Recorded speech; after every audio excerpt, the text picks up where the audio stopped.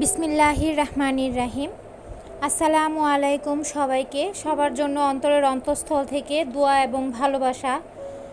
সবাইকে যাতে আল্লাহ এই দুঃসময় পার করার জন্য ধৈর্য দান করেন এবং সবাইকে আল্লাহ হেফাজতে রাখুন এবং অতি শীঘ্রই আমাদের এই ঘন কালো অন্ধকার যে সময়টা পার করছি সেটা যেন আল্লাহ খুব সুন্দর একটা সকালে পরিণত করে দেন। আল্লাহর কাছে সেই দোয়া দিয়ে আপনাদের জন্য আজকে আরও একটি নতুন ব্লগ ভিডিও সাজিয়ে আপনাদের মাঝে আমি হাজির হয়ে গেলাম। আমি ইফরাত, নারায়ণগঞ্জ থেকে। তো এবার কিন্তু একটু ভিন্ন ধরনের খুদের ভাত রান্না করছি। এটা হচ্ছে পোলাও চালের যে খুদটা থাকে সেই খুদ। আমি আসলে এই মাসেই প্রথম এটা খেয়েছি, তো সেটাই আপনাদের সাথে শেয়ার করছি। এবার আসলে বাজার থেকে যেই দোকান থেকে আমাদের মুদি সদাইগুলো আনে সেখান থেকে আনা হয়নি, ইস্টার্ন মানে মার্কেট থেকে আনা হয়েছিল। তো আমি এই খুদটা কিনে এনেছিলাম। আমি আমার মামির কাছে শুনেছিলাম খেতে ভালো লাগে, তাদের বাজারে পাওয়া যায়। তো আমাদের বাজারে পাওয়া যায় না, সে কারণে কিন্তু এই পর্যন্ত আর আমাদের খাওয়া হয়ে ওঠেনি। তো আসলেই ভালো লেগেছে, অনেক ভালো লেগেছে। আর শুটকি বাগার দিয়েছিলাম। তো শুটকি বাগারের ভিডিও কিন্তু অনেক দেখেছেন, সে কারণে সেটা আর শেয়ার করলাম না। ভিডিও আসলে অনেক বেশি লং হয়ে যায়।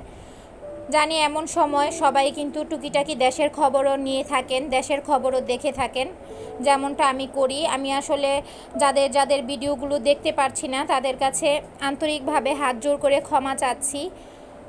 আমি আসলে এই বিষয়গুলো নিয়ে, বর্তমান পরিস্থিতিটা নিয়ে অনেক বেশি অস্থির, অনেক বেশি অরিড। তো সে কারণে কিন্তু আমি একটু পরপরই সুযোগ পেলেই কিন্তু দেখা যায় যে দেশের বিভিন্ন খবরাখবর দেখি বা প্রতিদিনের আন্দোলনের যেই অবস্থা সেগুলোর দিকে একটু নজর রাখার চেষ্টা করি। তো সেটার প্রতিক্রিয়া ঘরে বসে যতটুকু পারি জানাই, মন থেকে ধিক্কার জানাই, ঘৃণা জানাই।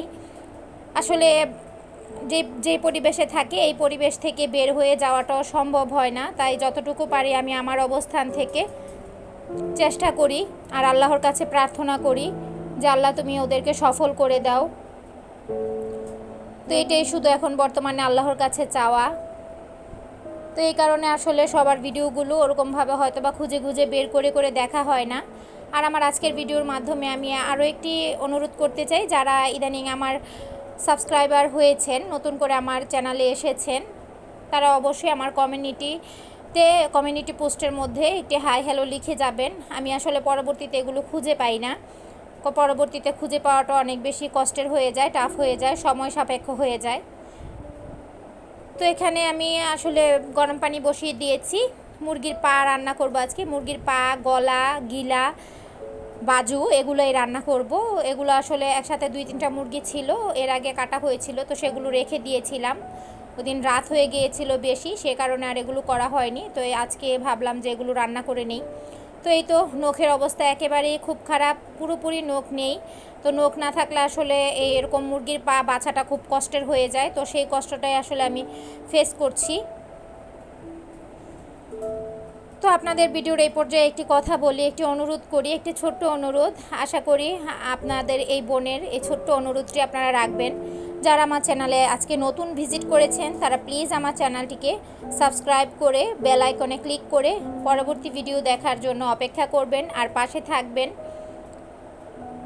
আর যারা অলরেডি সাবস্ক্রাইব করে ফেলেছেন তাদের কাছে আমি চিরকৃতজ্ঞ, তাদেরকে অসংখ্য ধন্যবাদ। অন্তরের অন্তঃস্থল থেকে তাদের জন্য দোয়া এবং ভালোবাসা।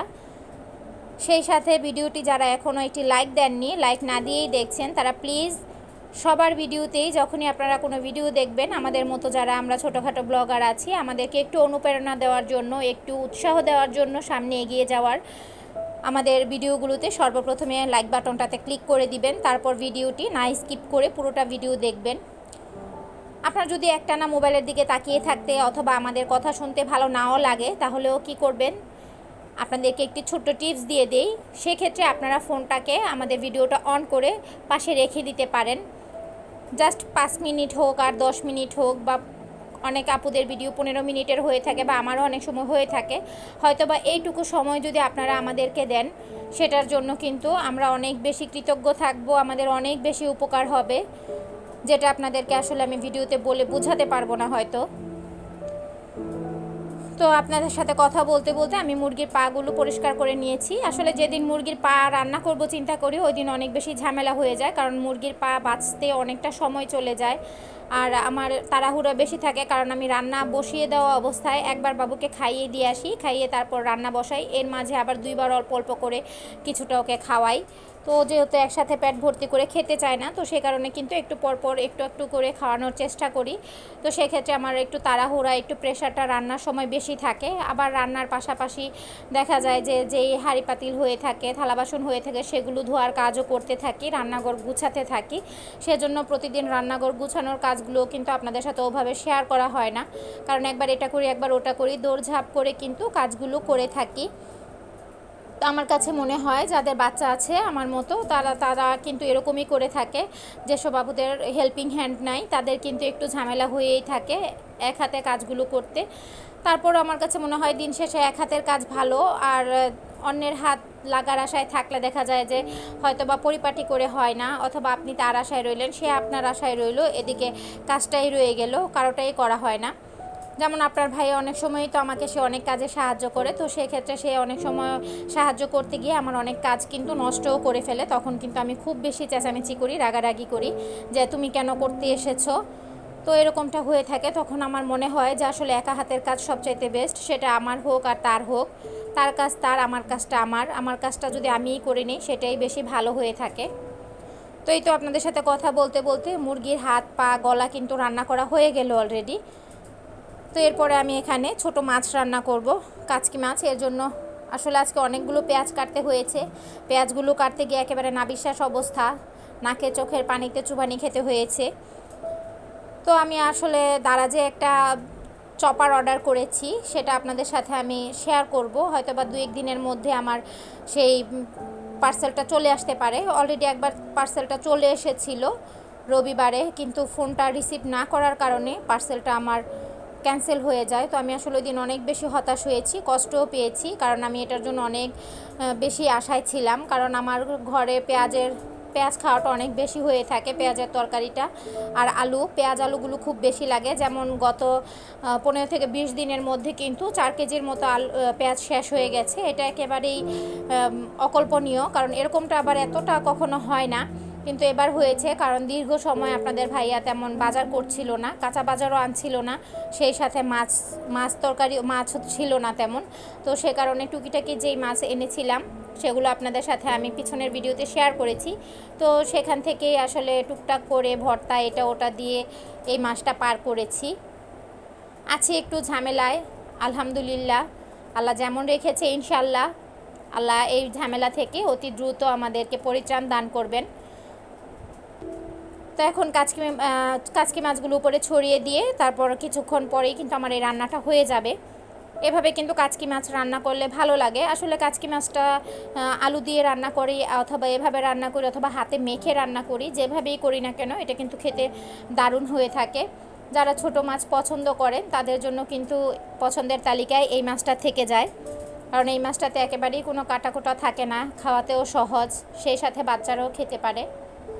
তো আমার বাচ্চারা আলহামদুলিল্লাহ আমি তাদেরকে মুরগি, পাঙ্গাস মাছ, শুধু ডিম এরকম মানে খাবার দিয়ে দিয়ে অভ্যস্ত করিনি। আমরা যা খেয়েছি তাই তাদেরকে দিয়েছি, সে কারণে কিন্তু তারা আলহামদুলিল্লাহ আল্লাহর অশেষ রহমতে এরকম খাবারগুলো খাওয়া শিখেছে। তো সব মায়েরাই চেষ্টা করবেন নিজেরা যা খান তাই প্রথম থেকে দেওয়ার জন্য। এটা আসলে করলে মায়েদের কষ্টটাই কম হয়, সেই সাথে বাচ্চাদের পুষ্টিটাও বজায় থাকে। তো অনেক দিন পর কিন্তু সেমাই রান্না করছি। দুধওয়ালা মামাকে নিষেধ করে দেওয়া হয়েছিল। আসলে এটা নিষেধ করে দেওয়ার একটা কারণ আছে। তো নিষেধ করে দেওয়ার কারণটা হলো ইদানিং স্যালারিটা দিতে আপনাদের ভাইয়ার অন্তত 8 তারিখ 7 তারিখ এরকম হয়ে যায়, মানে 10 তারিখের ভিতরে দিয়ে দেয়। তো দুধওয়ালা মামার কাছ থেকে দুধটা আমরা নেই, উনি একেবারেই অধৈর্য। উনি 1, 2 তারিখ 3 তারিখ থেকে বারবার টাকাটা চাইতে থাকে।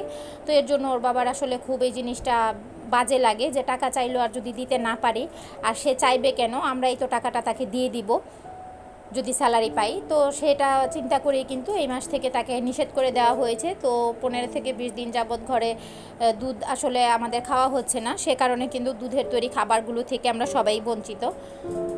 তো যাই হোক, আবার একজনকে যখন বলা হবে তখন আবার রেগুলার দুধের তৈরি এটা ওটা করে বাচ্চাদেরকে খাওয়াবো।